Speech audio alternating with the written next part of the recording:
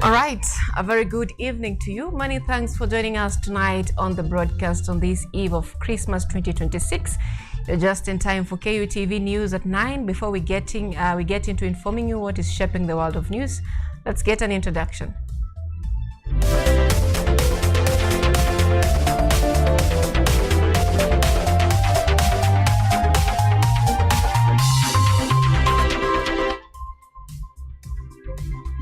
This is KUTV Primetime News with Anyango, Sylvia.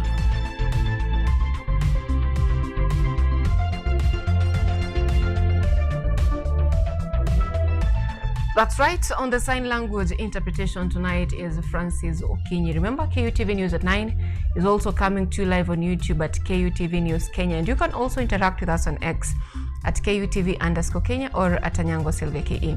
Now, 10 people have died following a tragic road accident along the busy Eldoret-Webuye Highway in Lugari sub-county. The accident occurred on Tuesday night at Mahonje area after a speeding matatu rammed into a stationary lorry loaded with fertilizer. 7 people, including the matatu driver, died on the spot. 2 boda riders later succumbed to injuries sustained from the collision, bringing the death toll to 10. Several other passengers were injured and rushed to nearby hospitals for treatment. Police said the lorry had stalled due to mechanical failure, with the preliminary reports indicating that no warning signs had been placed on the road. Residents, however, claimed the truck had been parked by the roadside for more than 2 days before the accident. Authorities have since launched investigations into the incident, while urging motorists to exercise caution, especially on major highways at night.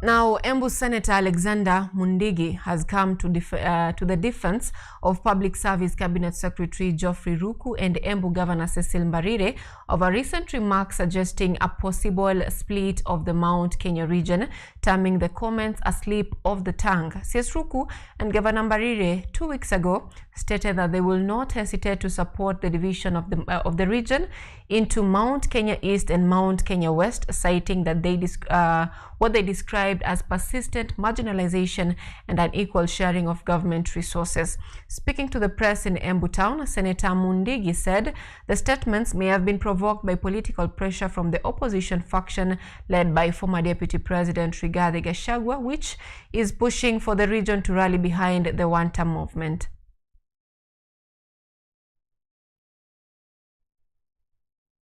Tunawaambia hata kama ni prima tutaikata mara mbili tupate title yetu ya Mount Kenya East na wao wakafanya na title yao ya Mount Kenya West.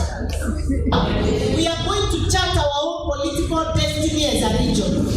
We have a deputy president who is a member of our region with our Professor Kidure Kitiki ambaye tunamwambia yeye ni fire. Now, Joshua Ole Kaputa, the peace ambassador for Narok County, has called on the government to take strong action against those who are inciting ethnic violence in the Transmara region, demanding that those responsible be held legally accountable.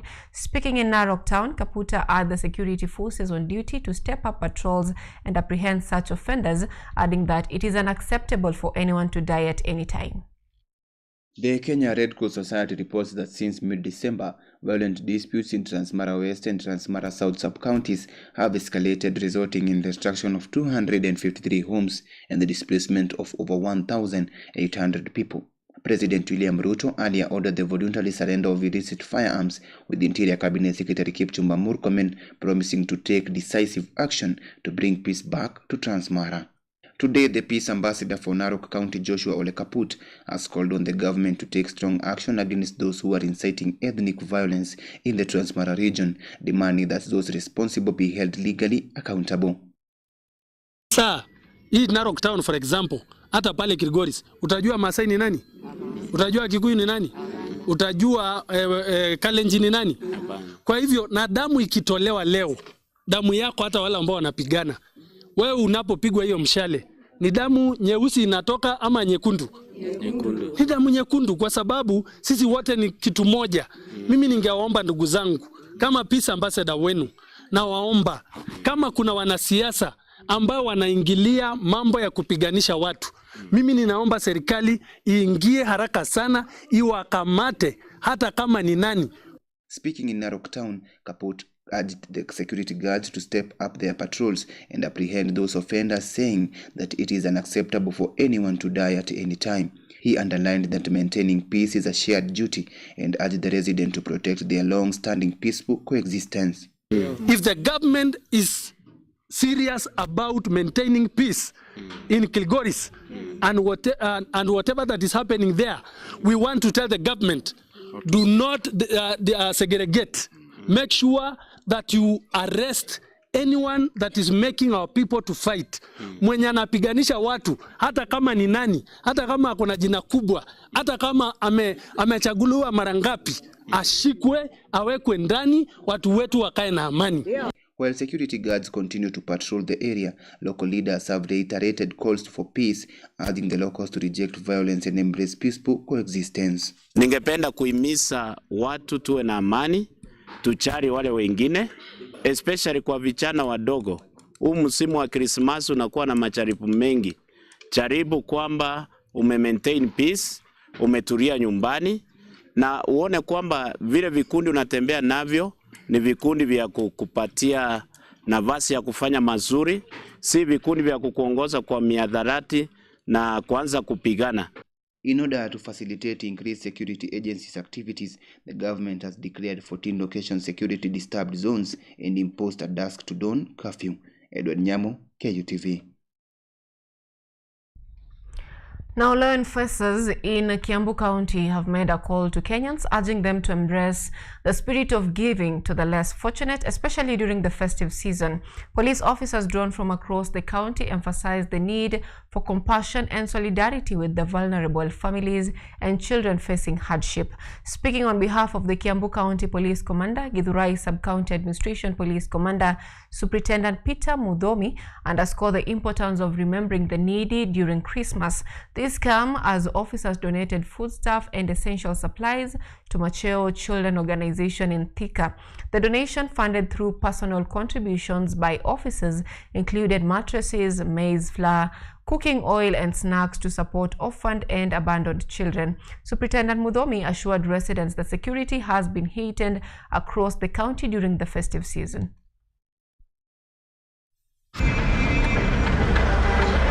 Hii yetu iwe tu kama wake up call for others, ili hata wao sisemi wakuje hapa. These decisions ni mingi kama hii, wanaweza enda mahali ingine, sio lazima ni hapa. Hata kama ni hapa wanakaribishwa. And we are so grateful ya kwamba tumeona kwa hii kazi hatuko peke yetu na tunaweza kushirikiana na wenzetu, na hasa kuona AP Police wakiwa wamefika kuona watoto wetu ni upendo mkubwa sana. Now, as Kenyans travel far-wide for festive celebrations, road safety authorities have intensified calls for caution and amid rising concerns over traffic fatalities during the peak travel.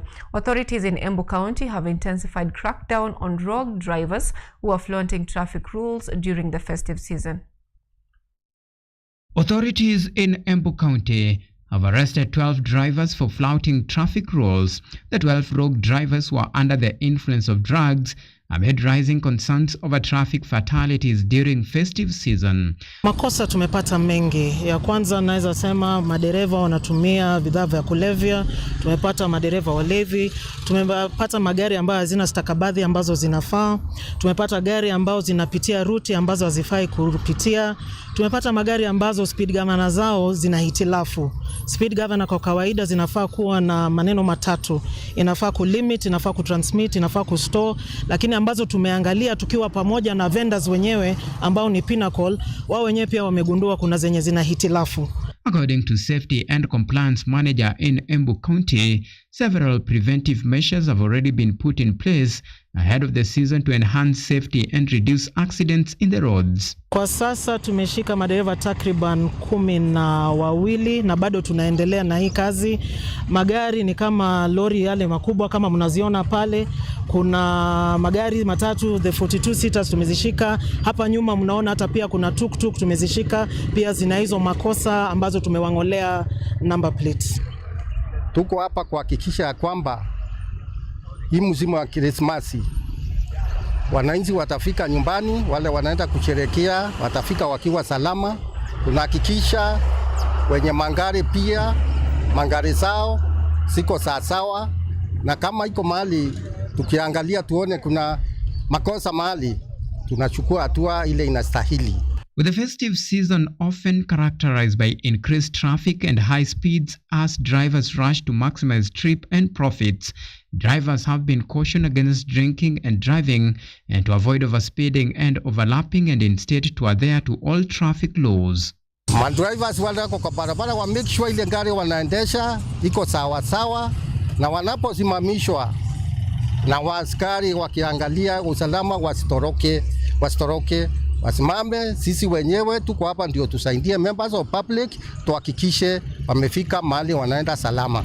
With most Kenyans traveling to upcountry ahead of Christmas festivities, drivers have been urged to slow down and prioritize safety over profit. Auma Evans for KUTV, Nairobi. Now that story by Uma Evans takes us to the very first break on the broadcast tonight. Stay with us.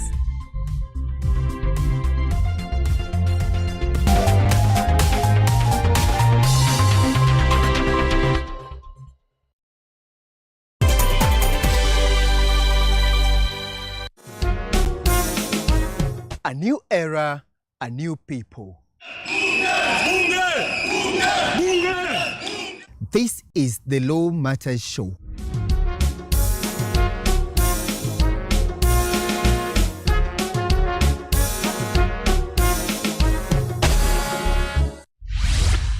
A program that brings you legal sensitization on your television. My statement is written and just the quote the prosecution. I think that this loss is a setback for Raila Odinga.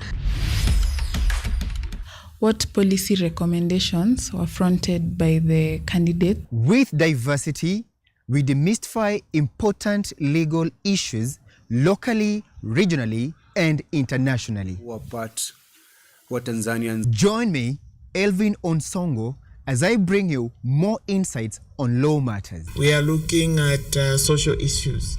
What is the problem? Is it the economy? Is it... Law Matters Show, creating awareness, advocacy, and enhancing lives.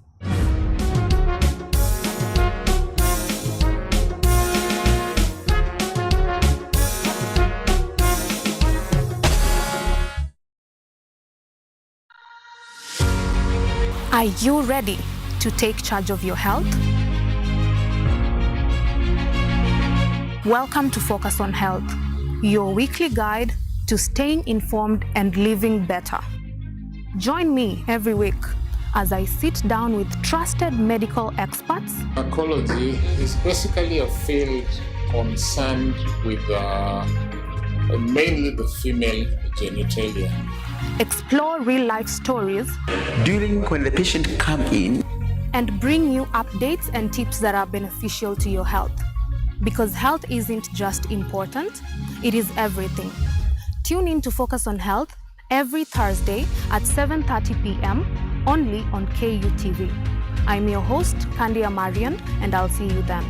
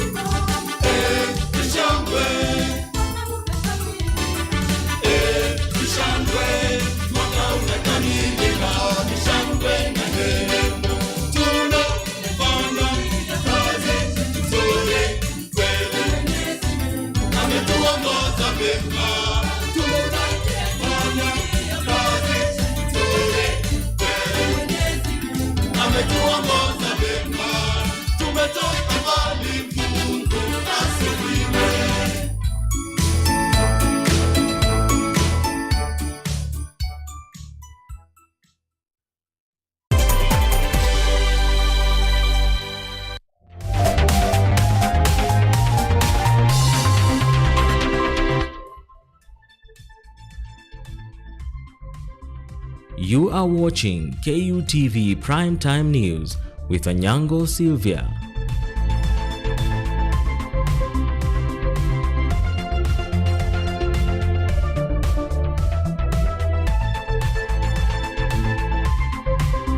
Welcome back. Remember to keep interacting with us on our social media platforms. We're live on YouTube at KUTV News Kenya, and you can follow us on X at KUTV_Kenya. Now, childhood cancers, though rare, are among the leading causes of disease-related deaths in children because many symptoms closely resemble common childhood illnesses. Diagnosis is often delayed. Today, we look at the most common childhood cancers, how they present, and why early detection and specialized treatment can save lives. Our health reporter Yvonne Kemoma has more. About 2/3 of children who potentially ail from childhood cancers are not able to access the necessary treatment as soon as possible, a situation that further complicates the treatment journey. So tonight, at the Kenyatta University Teaching Research and Referral Hospital, we engage Dr. Rose Munge. Every year, thousands of children worldwide are diagnosed with cancer, a disease caused by the uncontrolled growth of abnormal cells. Although childhood cancers are rare, medical experts say early detection significantly improves survival chances. Unfortunately, awareness remains low and many children are diagnosed late. The most common cancer that affects children is cancer of the blood. Okay, they are leukemias, in particular acute lymphoblastic leukemia. The second one after that is brain tumors. There are a lot of children who have brain tumors. The third one is now the other solid tumors of the kidney, of the abdomen, of the bones. Yeah, those tend to be the most common ones in children. According to Dr. Rose Munge, a pediatrician from the Kenyatta University Teaching Research and Referral Hospital, childhood cancers differ from adult cancers, both in how they develop and how they respond to treatment. The symptoms can be subtle and vary depending on the type of cancer involved, making early detection difficult for parents and the children may not be able to say what the problem is, so it requires another person to identify what is going on, as opposed to an adult who will say, oh, I'm feeling a certain feeling in my body, let me go and have that checked out. But cancer of the blood, adults, children will present the same way. If it's a brain tumor, they'll present about the same way. When something is not going right, you go to a facility, get reviewed. If it's not getting better, you go back for another review. If it has taken long, then something else is definitely happening, not just an infection. Some warning signs may include persistent fatigue, unexplained weight loss, or failure to gain weight. Because young children may not fully express discomfort, caregivers are often the first to notice that something is not right. I think the only childhood cancer that we can screen for actively is the eye cancer. So if you see the eyes not looking the way they are supposed to be looking, so there's a squint that was not there before, or the color of the eye changes, then that's usually a very obvious sign that there's something wrong. For all the others, they resemble other childhood illnesses. Recurrent chest infections, fevers, weight loss, sometimes it's vomiting. So what we say is you go, have it checked. If it doesn't get better, because remember, it's a rare illness. Most of the time, it is that something else. But for the one who you've gotten treatment 1, 2, 3 times, and it's not getting better, then you need to get a second opinion from a different facility. As many symptoms resemble common childhood illnesses, doctors often begin with basic investigations such as blood tests, followed by imaging like ultrasounds X-ray, or CT scans if abnormalities are detected. Childhood cancer needs to be treated in a center that knows how to treat childhood cancer. It's a multidisciplinary team. So you need the oncologist, you need surgeons, you need radiation oncologists, you will need the pharmacists, you'll need nutritionists, you'll need physiotherapy, you need nutritionists. So it's a big team that works together to treat them. Treatment requires specialized care and a multidisciplinary team. In Kenya, such services are mainly available at level 6 hospitals and select private facilities. Late presentation and limited access to specialized centers remain major challenges, particularly for families outside urban areas. There is this myth that childhood cancer is not curable. That's not true. If you compare childhood cancer to adults, childhood cancers are curable. Of course, you have to think about the type of cancer it is, the stage, perhaps, or the risk, how far it had gone by the time we are discovering it. For some cancers, there is a 90% chance of cure if all the steps are taken, right? If you compare that to the adult numbers, they're not as great. So children will get cured from cancer. Despite these challenges, childhood cancer is treatable and many children can be cured when diagnosed early. Health experts urge parents and caregivers to seek medical attention promptly if symptoms persist. Yvonne Kemuma for KUTV, Nairobi. Now tonight, on to the daily features on the 2025 events. We delve into the country's education sector, which has for the past 11 months been standing in shaky grounds. A wave of industrial unrest swept through Kenya's education system as teachers and lecturers protested unresolved grievances, stalled reforms and unpaid dues, bringing learning to repeated standstills and exposing deep-rooted challenges threatening the stability of education nationwide. The year 2025 was marked by widespread education sector strike in Kenya, making it one of the most disruptive years for learning in recent history. From junior secondary school teachers to the university's academic staff union as they downed their tools in protest against unresolved grievances, bringing teachers and learning to repeated standstill. And junior secondary school JSS intern teachers in Embu County have held protests. A section of students from public universities have threatened to go on strike if the government does not resolve the lecturer strike within the next 24 hours. The first sign of an arrest appeared in January 2025 when teacher union raised concerns over delayed salaries, heavy workloads and unfulfilled agreements. Warning of possible strikes were issued as negotiations with the government showed little progress. We are not going back to class. By February and March, junior secondary school teachers became the center of national attention. JSS teachers protested poor terms of service, delayed confirmations, low pay, and unclear career progression under the competency-based curriculum. As the first term progressed, learning in several schools were paralyzed. The JSS teachers' strike intensified. We are seeking the government and we are demanding from them, because it was a promise, that they fulfill their promise. Shilingi 17,000. Mimi mahali naishi nyumba ambayo inaweza kumudu kuishi vizuri ni 7,000. 17,000 ukilipa 7 umebakia na 10. Mwezi mzima ni aje utaishi na 10,000 kweli? We want separate administration in terms of co-curricular activities so that we can nurture the talent of this junior school very well as it is expected by the CBE. The other thing we are calling for separate administration in terms of curricular activities. We also call upon this very government to expedite the confirmation of the current serving interns so that they can be also incorporated as teachers under TSC on permanent terms. However, the junior secondary school teachers' strike was concluded through a return to work agreement that was negotiated between the Teacher Service Commission and teachers under the Kenya Union of Post-Primary Education Teachers. While basic education struggled, higher education soon faced its own crisis. It all began officially on Wednesday, the 17th of September, the year 2025, when members of the university's academic staff union and allied unions downed their tools nationwide after issuing a 7-day strike notice earlier that month, giving a notice to the government to act over their unfulfilled collective bargaining agreements and unpaid arrears, warning that public universities lecturers would withdraw their labor if demands were not met. Today,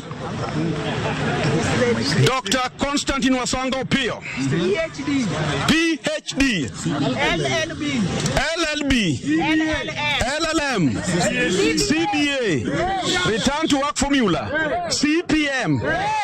I have officially launched the strike. Soon, public universities across Kenya were affected by lecture strike. Lectures were suspended, examinations postponed, and academic calendars disrupted. Campuses became quiet as students were forced to stay off the lecture rooms. They will only go back when the money hits their bank accounts. Don't try us. Don't try us. Hatutabanduka hapa until the day pesa ina hit account. Hata nyinyi mkiambiwa to call off, we will not accept. We want the money and we shall leave this place only to the bank. From the tank to the bank. The decay of the roots of a tree quickly spread to its branches. The students were at this point feeling the heat. Kwa kwetu nimekuja Nairobi kutafuta masomo, lakini sasa kwa sasa inabidi nikuje nifanye 1-2 nihakikishe kwamba napata chakula siku ya mwisho wa siku. If you want to destroy the country, then to destroy the education sector. That one has been said even by our own president. But now where is action on that? If they are not destroying the nation, see, why are we on the street? The tug of war continued between the WASU union and the government, but on the very day, the September 17th, Education Cabinet Secretary Julius Ogamba announced the government was releasing 2.5 billion shilling towards CBA obligations and urged WASU to withdraw the strike notice. Ogamba said the government was committed to fulfilling its negotiated agreements under the existing strategy. So what happened last night, they purported to release a memo of 2.5 billion. But our banks are now empty. Yes. There's nothing in our accounts. The lecturers, however, rejected partial government offer, insisting on full payment of the 7.9 billion shilling owed to them. The reasons why we are here is because of arrears accumulating from 2017 to date. Wasonga reaffirmed the strike would continue until all dues were paid in full and a new CBA for 2025-2029 was negotiated. Shall not compromise on the payment of 7.9 billion, and it will be paid at one go, because history has taught us. Later came the talks. Wasonga addressed the media after talks with the government officials, noting that the government had proposed paying the arrears in 2 phases, but the union rejected the offer. 7.3 in this financial year and another 7.3 the next financial year. The 4.3 billion has been paid, the 2.7 billion has been paid. So government has shown good faith and commitment to settle these historical debts. If the government is proposing that they want to implement 7.9 billion in 3 phases, that is 3 strikes.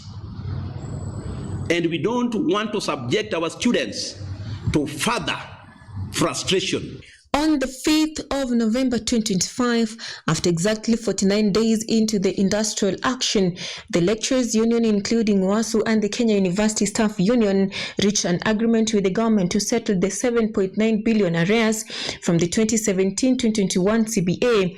This was after indeed a rebuttal.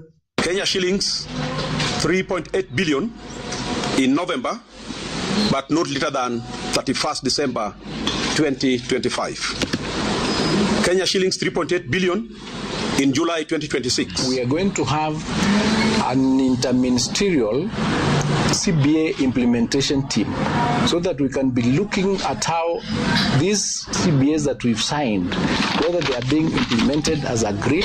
But this is no surprise. Kenyan lecturers' strike have repeatedly occurred since 1990s, driven by low pay, delayed CBAs, poor funding, and union recognition, frequently disrupting public university learning. Oching Cynthia, KUTV.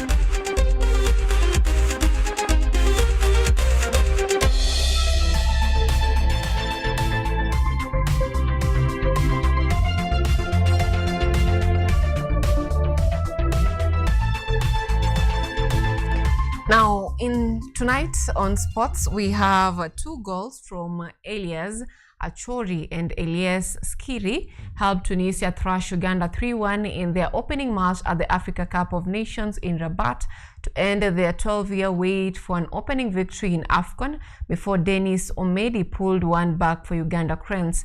Uganda will next face Tanzania in an East African derby against in Rabat on Saturday, while the Eagles of Carthage, Tunisia will face off the Super Eagles of Nigeria on Saturday. In other fixtures lined up for today, Cameroon will rub shoulders against Gabon in their opening Group F fixtures.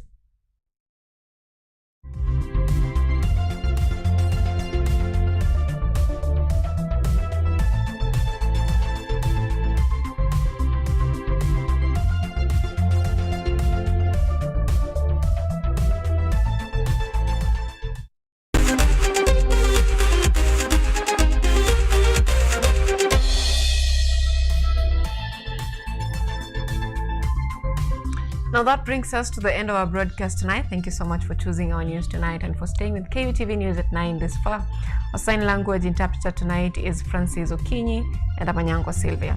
Have a good night and a Merry Christmas.